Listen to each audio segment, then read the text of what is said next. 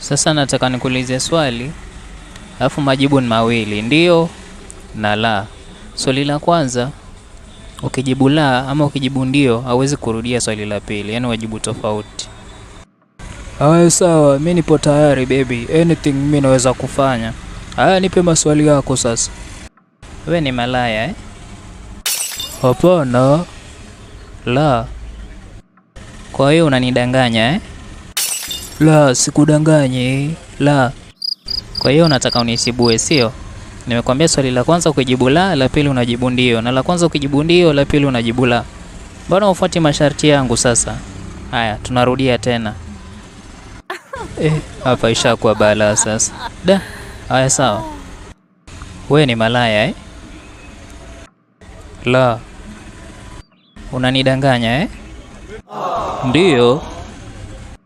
Na nilijua tu wanaume hamtosheki. Yaani nyie malaya mbwa kabisa. Yaani hata wewe, yaani sikutegemea kabisa kama wewe pia utakuwa hivyo.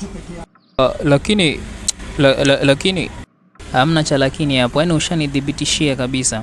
Haya, wacha nikupe chance ya mwisho. Tunarudia mara ya mwisho. Haya sawa, turudie basi. Wewe mwanaume ni malaya eh? Ndio. Unanidanganya eh? Hapana. Waona sasa, kuanzia leo mimi na wewe basi